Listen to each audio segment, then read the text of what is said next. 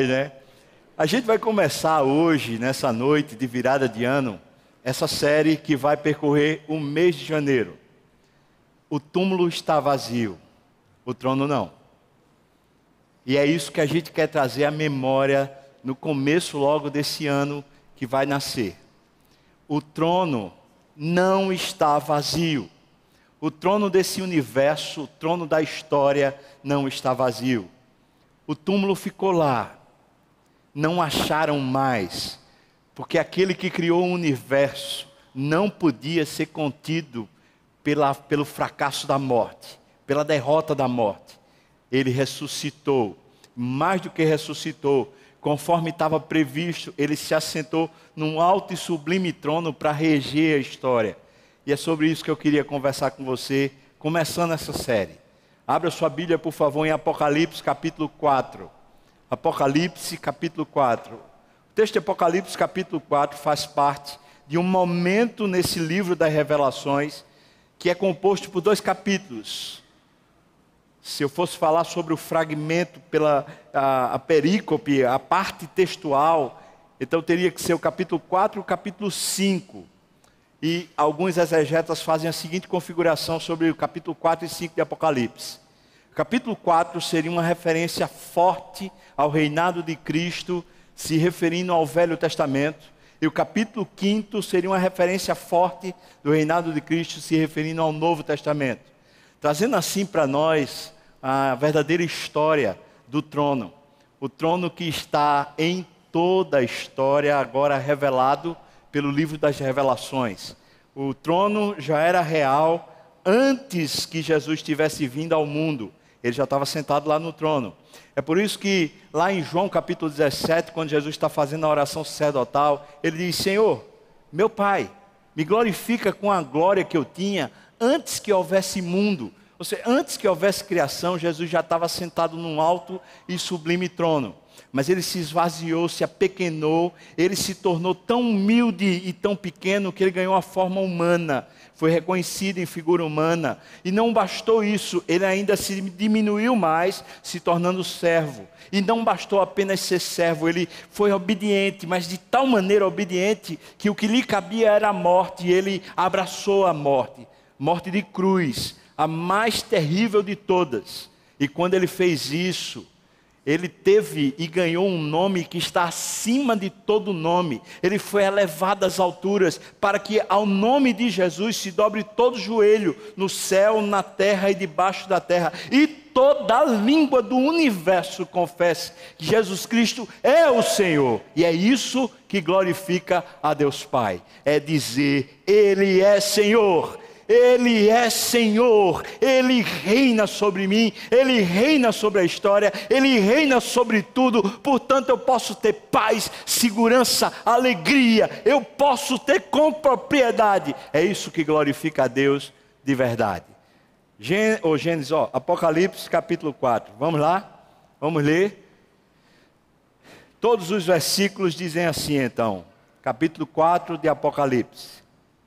Depois dessas coisas, olhei, e eis não somente uma porta aberta no céu, como também a primeira voz que ouvi, como de trombeta, ao falar comigo, dizendo: sobe para cá, vem para cá, menino, não fica aí não, e te mostrarei o que deve acontecer depois dessas coisas.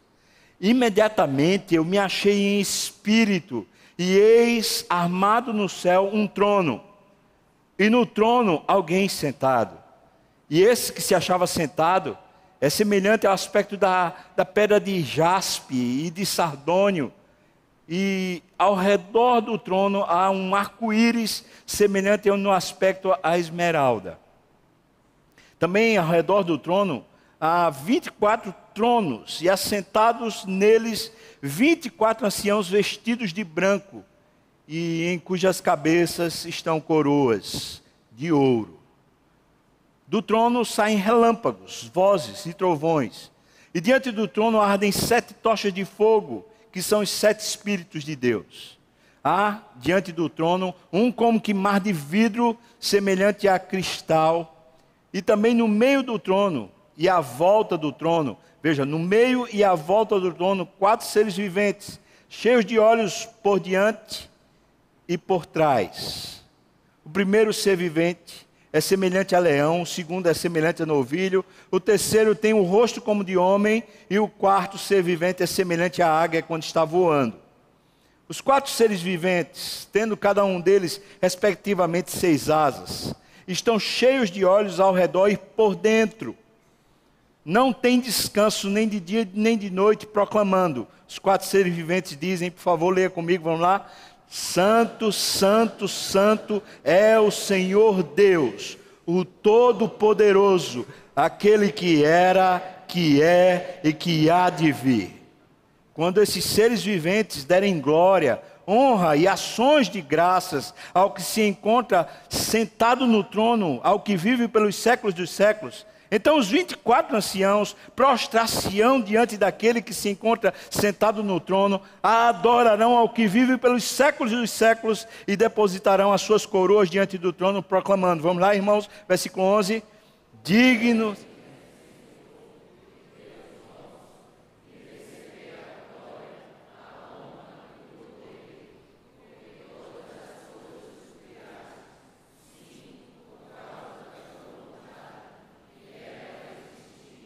e foram criadas. Vamos orar. Senhor, nós dependemos de Ti para entender Tua palavra. O Senhor falou que o Teu Espírito tanto nos faria lembrar, como nos faria conhecer toda a verdade. Essa verdade, talvez futurista, enigmática, ela é difícil para nós. Mas para Teu Espírito é brincadeira. Por favor, Senhor, eu não peço só por mim, eu peço por esses que estão ouvindo, Deus. Eles precisam tanto quanto eu, desse consolo verdadeiro que vem por meio da Tua palavra, quando o Senhor a explica para nós. Então, explica a Tua palavra para nós, Senhor. Abre o nosso coração para recebermos aquilo que Tu tens para nós, no nome de Jesus, amém e amém. Eu vou tentar ver se passa um vídeo aqui para vocês.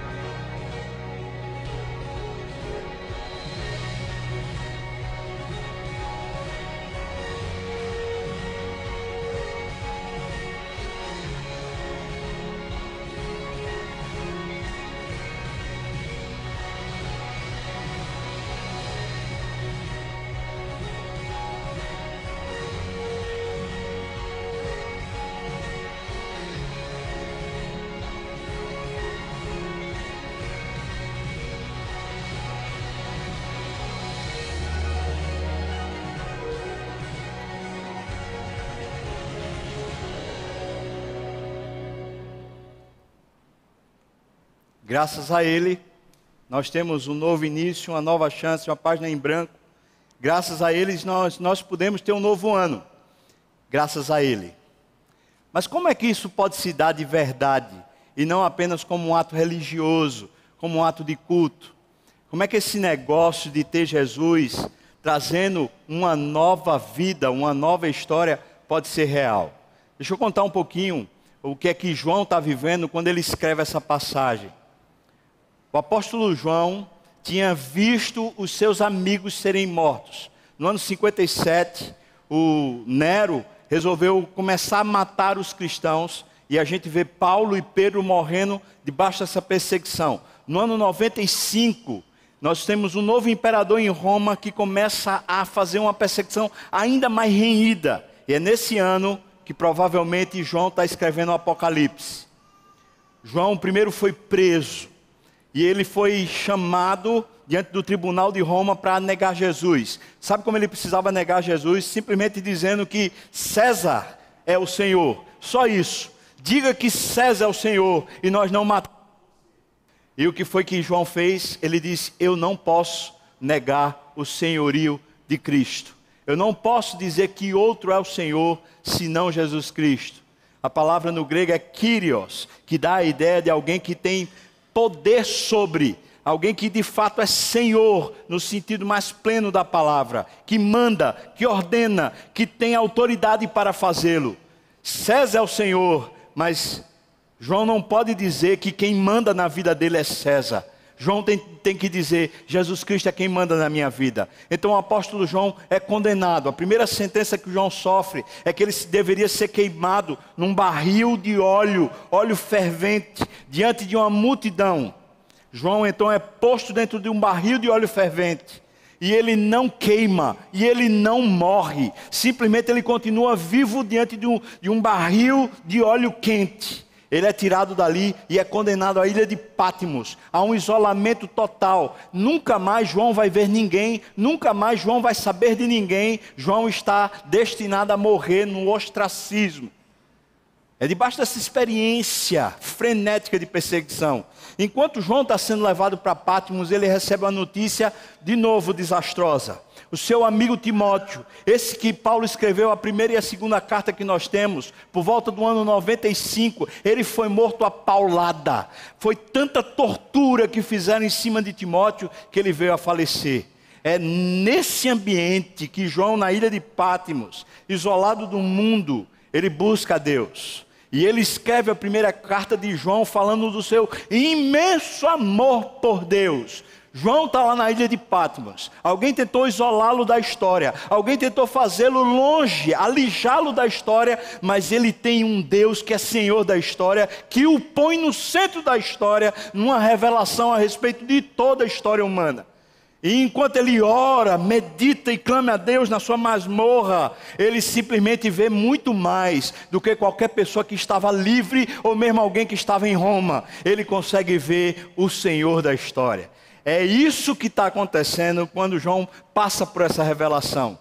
O Apocalipse começa mostrando que João, quando vê o que tem para ver, ele se prostra e fica como morto. Então Jesus levanta ele e diz: João, eu tenho que falar com a minha igreja. E a igreja de Cristo é representada por algumas igrejas que Jesus manda uma carta para cada uma delas. E depois que Jesus fala com as igrejas, dizendo mais ou menos a seguinte sentença a respeito das igrejas: vocês precisam ser revitalizadas. Vocês precisam provar a vida real que há em Cristo Jesus. Depois dessa mensagem ser dada, então a gente chega no capítulo 4. Primeira coisa que João vê depois de todas essas mensagens para a igreja é um trono. Mas é interessante, porque João aparentemente acabou de receber a notícia do próprio Senhor Jesus, de que a igreja do Senhor Jesus não vai bem, de que existem distorções, de que existem problemas de toda ordem, existem problemas morais dentro da igreja, de pessoas que se dizem cristãos, mas na verdade não são. São pessoas que prevaricam, são pessoas que vivem na imoralidade, que praticam a imoralidade. Essas pessoas estão descritas por Jesus. Mais do que isso, existe dentro da igreja heresias, distorções. A palavra de Deus, em vez de ser pregada, ela é corrompida e é levada de qualquer jeito, ou do jeito que a pessoa que prega quer levar. Quando João ouve as notícias a respeito da igreja, ele começa ouvindo a respeito da igreja que ele tinha sido pastor, a igreja de Éfeso. João, o apóstolo do amor, que viveu na igreja de Éfeso, provavelmente com a mãe de Jesus chamada Maria, que você sabe quem é. Na época, então, imagina aquelas reuniões que aconteceram na igreja de Éfeso. Imagina o apóstolo João, aquele que reclinava a cabeça no peito de Jesus, que via e ouvia o pulsar do coração de Cristo, literalmente, explicando para a igreja que amor é aquele que habitava no Cristo Jesus que veio à terra. Mas não apenas ele, dava para a igreja ensinos, a sua própria mãe, a mãe de Jesus, Maria, estava no seio da igreja. Mulheres da SAF que aqui estão, você já imaginou a preletora das mulheres ser Maria, falando, olha, quando ele era pequenininho, ele era um doce de criatura, um menino que ajudava em tudo, fazia os afazeres domésticos, gente boa demais. Você já pensou? Era assim que era, lá na igreja de Éfeso. Mas quando Jesus abre a narrativa, abre a sua carta para a igreja de Éfeso, diz, eu vejo vocês bons em tudo. Vocês são bons no ensino, vocês são bons no trabalho, vocês fazem quase tudo perfeito, mas tem uma coisa contra vocês: vocês abandonaram o primeiro amor, e faltando amor, falta tudo. Vocês estão muito bem, só não vão para o céu. Vocês fazem tudo direito, só se esqueceram do dono da igreja, que sou eu. Vocês não me amam mais. Eu peço que vocês voltem às primeiras obras, reconciliem-se comigo, vivam de novo comigo.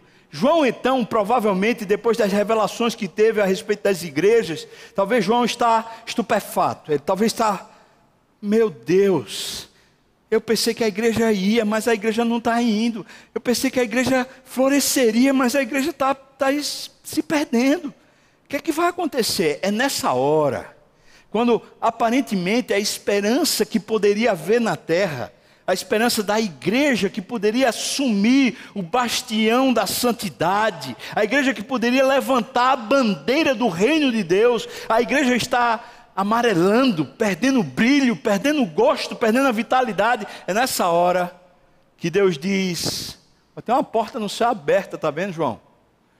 Não fica só vendo a porta aberta não, sobe, eu quero conversar contigo. É assim que começa essa revelação do trono. É João na terra, abismado com as notícias sobre a igreja, abismado com o direcionamento que o mundo está tomando, com perseguições, com problemas de toda a natureza. É nessa hora que Deus diz, João, eu queria que você olhasse a história a partir de outro prisma. Eu não queria que você olhasse a história a partir das notícias que você sabe. Eu não queria que você olhasse a história a partir das perspectivas ruins que estão constantemente acontecendo para você. Sabe, irmãos, durante esse ano, foi o ano que eu mais assisti Globo News. Eu saía da Globo News e ia para a Globo para assistir Jornal Hoje. Quando eu podia assistir Jornal Nacional, eu queria saber as notícias de Lava Jato. Eu torci para que algumas pessoas fossem presas. Algumas foram, outras ainda não foram, eu espero que sejam.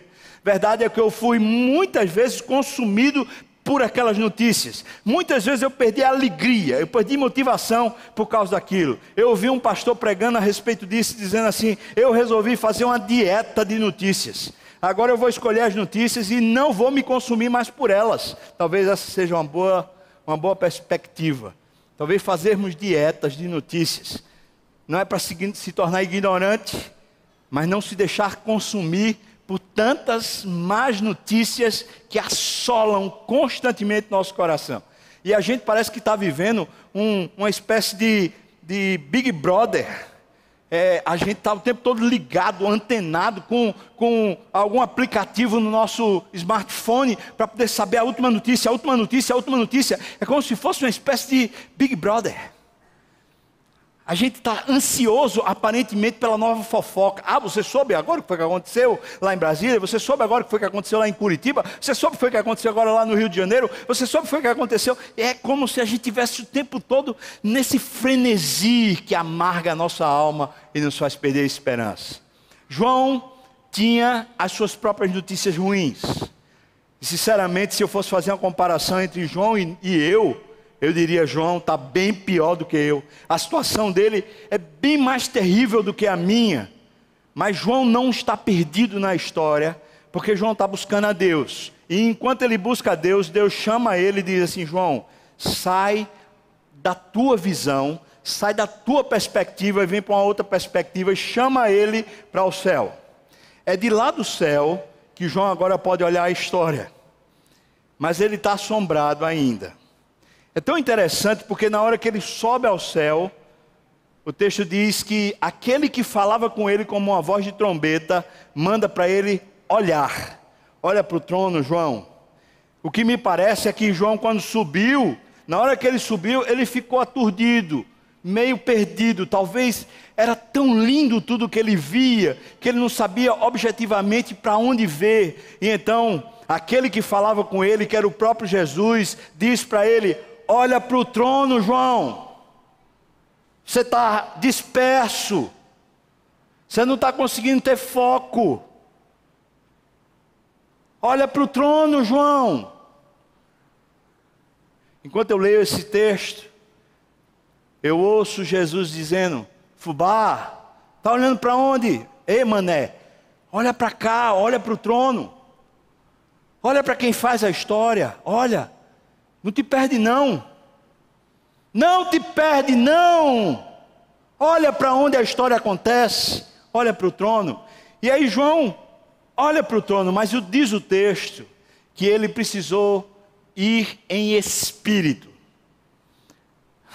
Alguém aqui pode ter a sua teoria sobre como é que é isso. O corpo dele ficou na terra, o espírito foi para o céu. Olha, eu não estou nem interessado em saber como é que foi isso. O que me interessa é o fato narrado na Bíblia. Diz que em espírito ele estava no céu. Isso quer dizer para mim e para você o seguinte: que é em espírito que nós conseguimos ver o trono.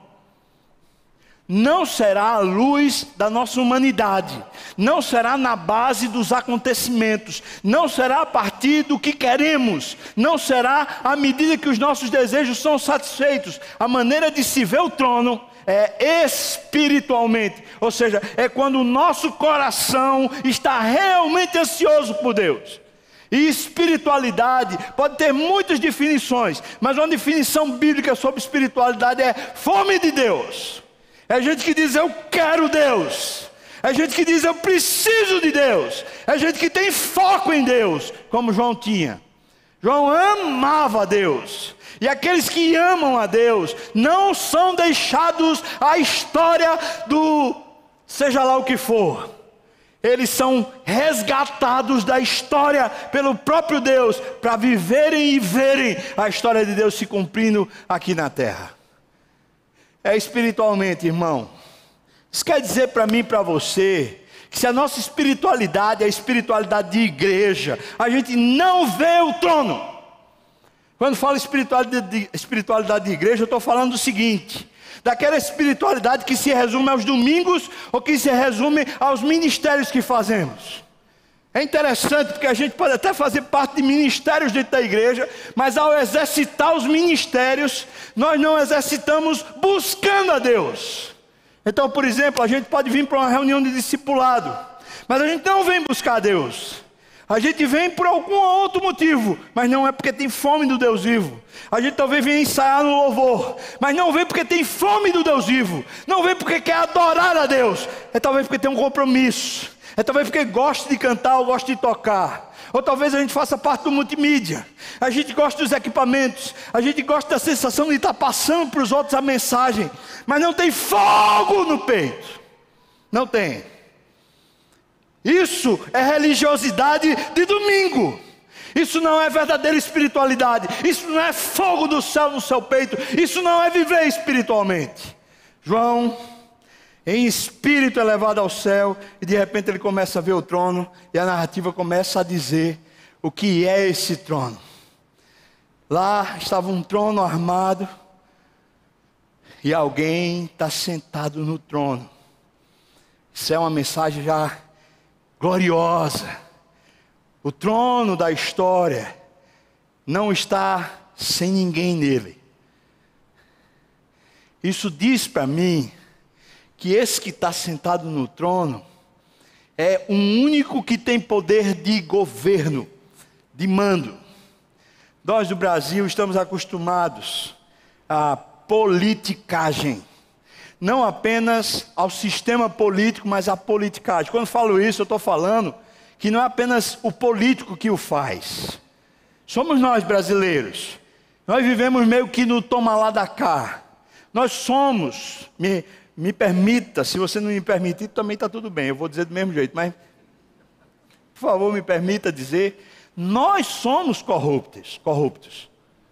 Nós tendemos ao corporativismo, nós tendemos a fazer as coisas escondidinhas. Quantos empresários eu vi da igreja, de gente evangélica, dizendo assim, se a gente for fazer tudo que a lei manda, a gente quebra. Oi! Como assim? É isso mesmo? Quantas vezes eu ouvi pessoas falando, pessoas físicas falando, se eu for dar tudo que o governo pede lá no imposto de renda, fazer a declaração direitinha, não vai ter dinheiro. Oi! Alô? Não estou ouvindo direito, é isso mesmo? Quantas vezes eu ouvi gente dizendo assim, tem nada demais não, esse negócio de transar antes do casamento, que besteira, desde que a gente tenha uma ligação forte, desde que a gente seja assim, comprometido, qual o problema? Alô, eu estou ouvindo direito as escrituras, eu estou conseguindo ouvir bem o que você está falando? Quantas vezes eu ouvi, ao longo desses anos de pastorado, pessoas chegam e dizem assim, pastor, é porque eu tenho o direito de ser feliz, eu vou acabar o meu casamento porque eu tenho o direito de ser feliz. Eu falo, alô, eu estou ouvindo bem o que as escrituras dizem sobre casamento, que Deus odeia o divórcio. Não estou conseguindo entender a nossa ética, irmão. Não estou conseguindo. Parece que a gente está dizendo que existem muitos possíveis donos da nossa história. E talvez o principal dono da nossa história seja o nosso próprio coração. Ou seja, quando eu quero uma coisa, eu encontro maneiras de justificar essa coisa. E sabe o que é pior no povo crente? É que nós tendemos a fazer o seguinte, quando eu quero alguma coisa, eu uso a Bíblia para justificar o que eu quero. Mas quando João olha para o trono, ele vê alguém sentado no trono e não é ele. É outra pessoa. Ele ainda não sabe quem é, mas há uma realidade posta. Já tem alguém no trono. Não sou eu. No trono da minha vida, quem vai governar o dia de amanhã não sou eu. No trono da sua vida, 2017, mesmo que você não queira, quem está sentado no trono da sua história não é você. Ponto. Não adianta. Deus fez leis para regular a natureza, para regular a sobrevivência. E debaixo dessas leis todos nós estamos. Se você inventar de pular do avião, você não vai flutuar. Porque existe uma lei da gravidade. Não é você quem governa a lei da gravidade. É Deus. É Deus que é capaz de parar o tempo. É Deus que é capaz de parar o sol. Só Deus tem um trono. E no trono está alguém que não sou eu. Tem alguém que manda na minha vida. E mesmo que eu não queira, ele está lá sentado. Mesmo que você diga, mas eu sou ateu. Pouco importa, não é você que está governando. Porque se fôssemos nós nunca estaríamos doentes. Nós nunca estaríamos com problema financeiro. Nós nunca estaremos passando por celeuma ou por uma condição de percalço. Nunca. Nós simplesmente governaríamos os nossos dias para viver conforme o nosso próprio desejo. João viu o trono, está alguém sentado no trono. Quem é esse que está sentado no trono? O texto diz para nós que ele é semelhante ao jaspe e ao sardônio. Sabe, eu fui procurar.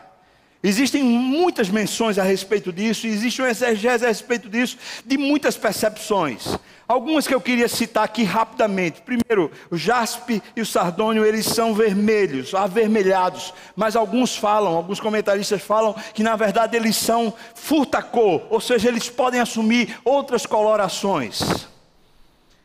Alguns falam, o jaspe e o sardônio são pedras que estão no colete e na estola sacerdotal do sumo sacerdote do Velho Testamento, quando ele ia comparecer à presença de Deus. E cada pedra daquela era referente a uma das tribos lá de Judá, ou das tribos de Israel. E essas duas diz respeito a Naftali, que é a terra dos gentios, a Galileia, e a outra é a tribo de Judá. Ou seja, talvez seja um encontro dessa pessoa que está lá no trono, um representante de um sumo sacerdote, que é aquele que representa tanto os gentios, como também representa os judeus. Aquele que é o fiel representante na presença de Deus, de todas as tribos, povos, línguas, raças e nações. Aquele que está sentado no trono objetivamente olha para a terra toda. Ele não olha apenas para um pedaço, para um segmento, para favorecer objetivamente A ou B. Ele olha para um todo completo da história. Mas tem mais. Alguns outros comentaristas falam que escolhidas essas duas pedras, porque elas são cintilantes, e dependendo da luz que você movimentar, elas mexem com seus olhos, traduzindo beleza, traduzindo glória, traduzindo majestade. Quando João olha, diz que é semelhante, ou seja, João olha para Jesus no trono, e ele não sabe a que comparar, ele não sabe a que destinar. Quem é esse? Talvez com um tom avermelhado do seu sangue, ele olha e fala: quem é esse? Quem é essa pessoa que está nesse trono? Ele está maravilhado, encantado com a realeza, com a beleza. Essa expressão das pedras é uma expressão de deslumbramento de alguém que se maravilhou. Em outras palavras, quando Deus disse para João: João, olha para o trono, Deus estava dizendo para ele: se você olhar, você não deixa mais de olhar. Na hora que você se encantar por Deus, essa será a sua hermenêutica de vida. Na hora que você tiver Deus como seu encantamento no coração, você não vai conseguir mais ver a história com outros olhos, senão os olhos de Deus. A beleza de Deus é a sua majestade, e a majestade de Deus encanta aos olhos do que vê. Foi Deus que propôs para mim e para você: eu é que sei que pensamentos que tenho sobre vós. Eu tenho pensamentos de paz, não pensamentos de mal, porque os meus caminhos são mais elevados do que os vossos caminhos, e os meus pensamentos são mais altos do que os vossos pensamentos. Eu quero vos dar a paz. É o fim que vocês desejam que eu quero dar a vocês, mas os meus caminhos serão sempre mais altos. Quando alguém olha objetivamente para quem está sentado no trono, maravilhado com a sua majestade, começa a caminhar fora dos seus próprios pés, para caminhar nos pés daquele que o redimiu. A história passa a ser contada por Cristo e não por si mesmo. E isso é que está acontecendo. Mas o trono começa a ser descrito por João, e diz: ao redor do trono há um arco-íris semelhante no aspecto a uma esmeralda. Ele está dizendo que ao redor do trono existe um arco. E esse arco-íris é uma referência a quando Deus quis destruir a terra pela primeira vez através do dilúvio. E quando Ele restaurou a criação, então Ele fez um pacto com o homem, dizendo: nunca mais destruirei a terra pela água. E então Ele deu o arco-íris, que até hoje nasce, toda vez que é necessário. Mas na presença de Cristo, existe ao redor do trono um arco-íris, como que Deus dizendo: eu tenho um pacto com a terra. Eu me lembro dos pactos que eu fiz, eu me lembro da aliança, eu tenho misericórdia, que é a base do meu trono. Eu tenho lembrança e memória sobre o sofrimento do homem, mas eu também tenho justiça e juízo dentro de mim a respeito da história humana. É como se a história da catástrofe, da maior catástrofe de toda a história, estivesse na base do trono de Cristo, lembrando do Deus dos pactos. Não apenas do Deus que é severo e julgador, mas do Deus que faz uma aliança e cumpre até o final. Alô? Ficou estranho? Parece o quê?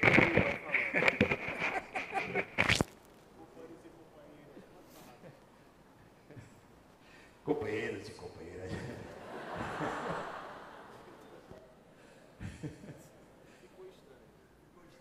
Alô, agora está melhor, não está? Então Deus está dizendo assim, a revelação que está acontecendo para João é: eu vejo um trono, mas na base do trono existe um pacto com a humanidade que ninguém toca, que ninguém mexe, mas que ele vê e ele se lembra constantemente. Depois diz assim: há também 24 tronos ao redor do trono, e sentados neles estão anciãos vestidos de branco.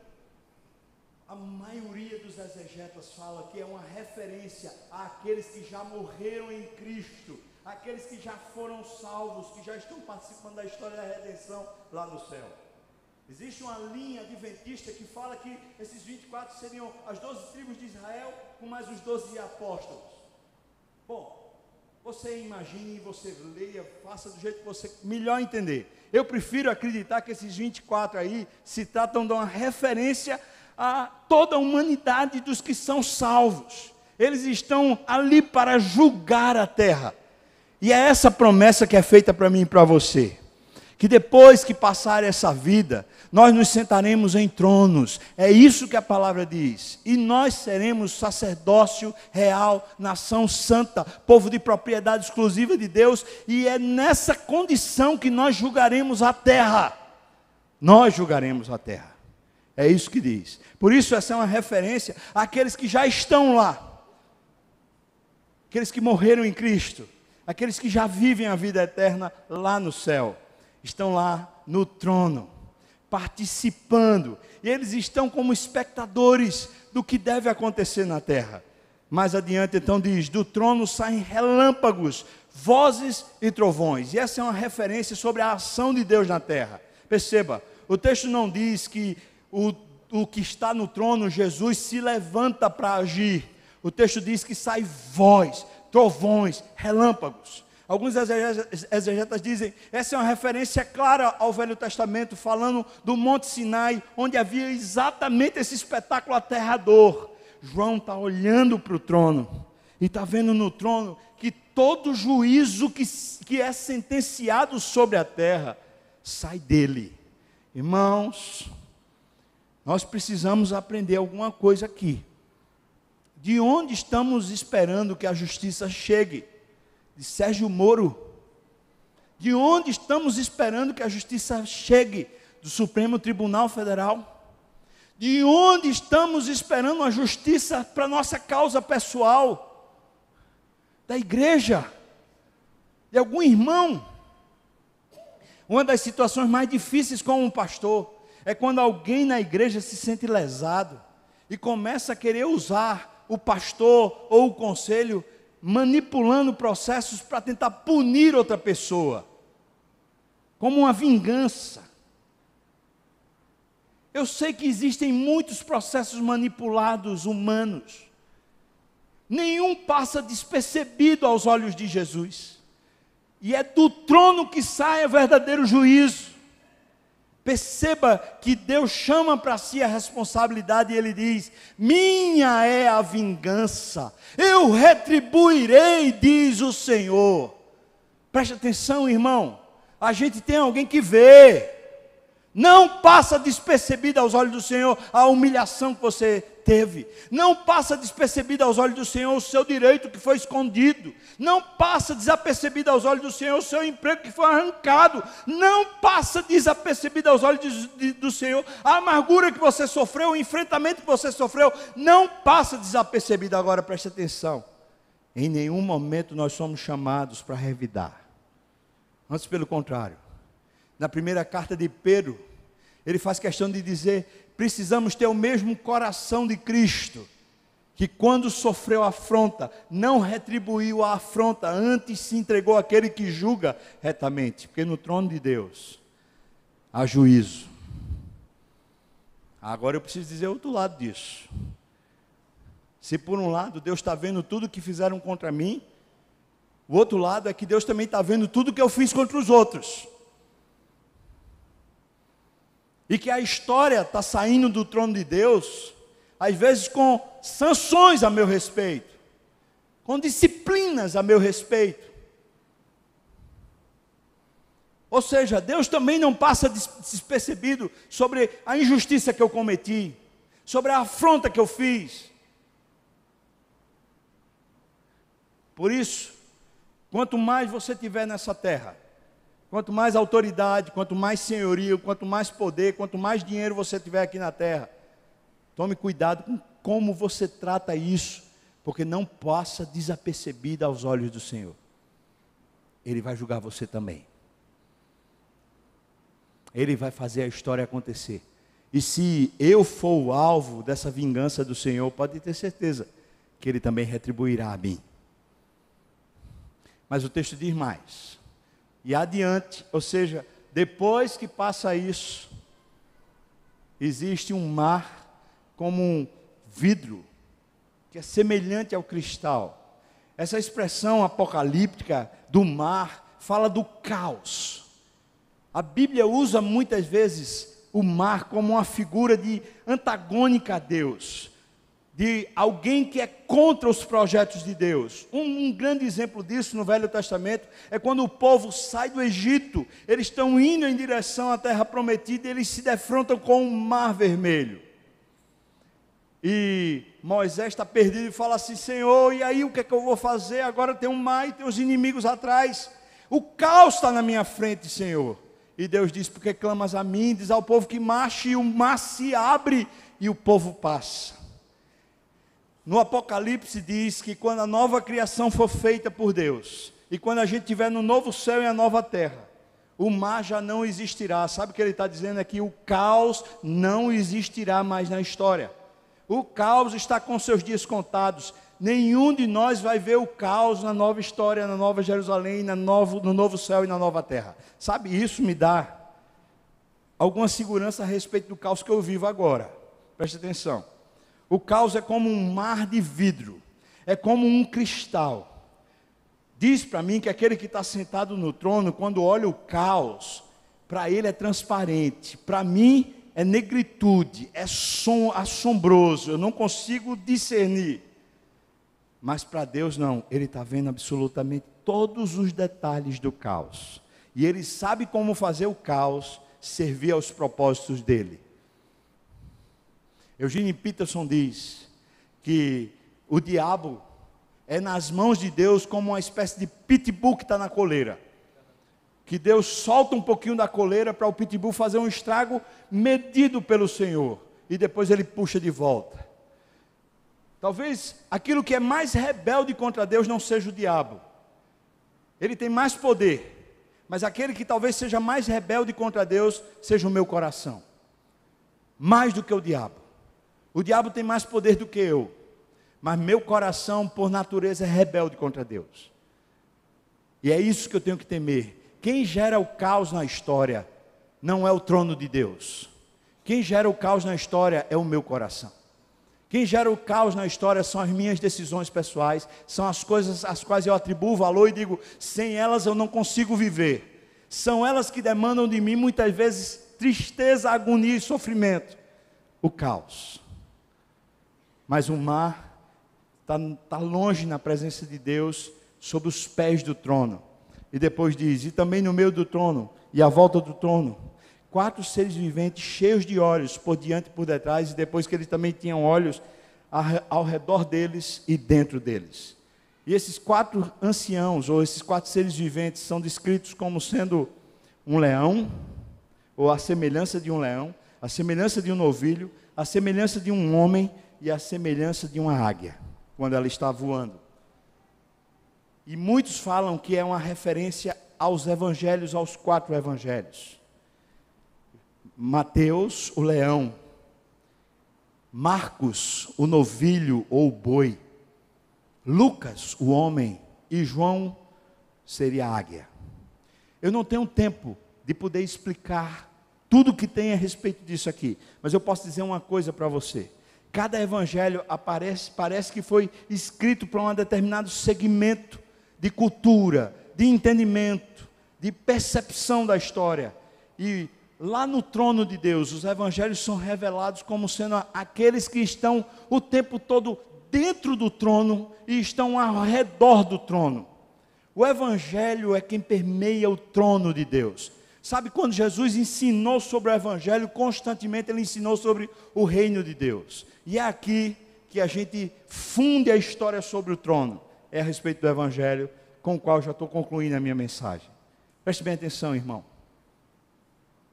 O evangelho, que é Jesus Cristo vindo ao mundo para tirar os meus pecados, morrendo na cruz. Essa mensagem, ela só tem sentido real quando faz meu coração se render em adoração a Deus, reconhecendo o seu senhorio. Eu vou repetir. A mensagem do evangelho, que é Jesus Cristo vindo ao mundo para morrer pelos meus pecados, ela só tem sentido verdadeiro quando eu respondo a essa mensagem me entregando ao Senhor, ao seu senhorio. Porque o Evangelho foi posto no trono de Deus, para que todos os seres do universo pudessem reconhecer Jesus Cristo como Senhor, Jesus Cristo como Rei. Por isso, alguém que diz, eu me converti, eu sou crente, mas não se entrega ao senhorio de Jesus, não é crente. Alguém que diz, eu faço parte da membresia de uma igreja, mas simplesmente não diz para Jesus, pode governar na minha vida, esse tal não é da igreja do Senhor Jesus. Ele pode ser membro da igreja Perpétua das Graças, mas não é membro do corpo de Cristo.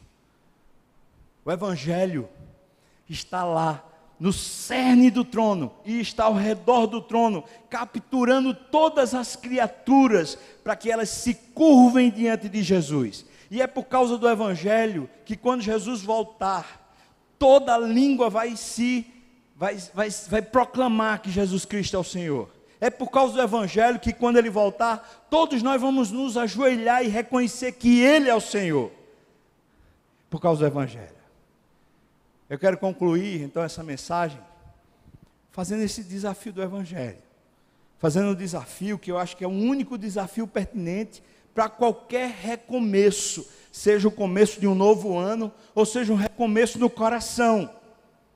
O desafio que não é simplesmente fazer a retrospectiva e criar vários pontos dizendo, nesse novo ano eu queria emagrecer, nesse novo ano eu queria ganhar mais dinheiro, nesse novo ano eu queria ser mais feliz. Para com isso. Talvez um só tema seja mais fácil de você agendar e se comprometer. Um só. Um único. Nesse ano, eu buscarei em primeiro lugar o reino de Deus e a sua justiça, e deixarei que todas as demais coisas me sejam acrescentadas. Nesse ano, eu buscarei em primeiro lugar que Deus governe na minha vida, no meu coração. Eu buscarei que a justiça seja dele, não a minha, e deixarei que tudo mais ele acrescente. Eu quero desafiar você com isso. Uma proposta, uma meta. Aprender durante o ano 2017, em vez de reclamar da vida, dizer glória a Deus. Em vez de você ficar embrutecido, ficar cheio de amarras, você dizer, eu sei que Ele reina, eu estou vendo o trono. E em vez de você se sentir esquecido, humilhado, detratado, você dizer, Ele vê, Ele reina. E quando você quiser fazer e usurpar o seu poder para fazer algum mal ou fazer alguma destruição, você pensar, Ele reina, Ele vê, como eu faria isso contra o meu Deus? Buscai, pois, em primeiro lugar o seu reino e a sua justiça, porque o caos não mais existirá na presença do trono de Deus. Quero chamar você, irmão, para uma meta só. Uma única meta. Queria convidar o pessoal do louvor para cá. A gente vai cantar Rompe a Aurora, vai-se embora já, vai mesmo. Mas eu queria, enquanto eles estão vindo, eu queria chamar você para esse desafio. Uma meta só. Buscar o reino de Deus em primeiro lugar. E todas as coisas serem acrescentadas por Ele. Você topar esse desafio. Se você topar esse desafio, queria convidar você a ficar de pé, para a gente cantar e orar junto. Você topa esse desafio de 2017, um alvo só um, buscar o reino de Deus em primeiro lugar, a sua justiça, e deixa que tudo mais fica na conta de Deus. Está chegando 2017, Jesus já está de braços abertos para dizer para você, vem filho, eu estou pronto para esse novo ano. Deixa que eu governe. Deixa que eu governe. Senhor, nós clamamos a Ti. Que nessa missão, ou nessa visão, ou nesse propósito, o Senhor nos lembre, por meio do Teu Espírito, constantemente, que o Senhor reina. Que o Senhor é o dono da história. que o Senhor faz o que é melhor, que o Senhor tem tudo sob o seu controle. Nos lembra, nos traz ao coração a memória isso e nos deixa viver em paz, Pai. Traz aquilo que precisamos. Traz a vida de cada um irmão meu aqui, aquilo que ele mais precisa, Senhor. Conforta os corações, dá alento, fortalece a vida. Nós te oramos isso no nome de Jesus. E que a graça do nosso Senhor e Salvador Jesus Cristo, que o amor de Deus, o nosso querido e amado Pai, comunhão, o consolo, a bênção, o poder, o avivamento do Espírito Santo, venha sobre nós, o povo do Senhor, até quando o Senhor voltar e nos tomar para si. Aleluia. Amém. Feliz ano novo, irmão.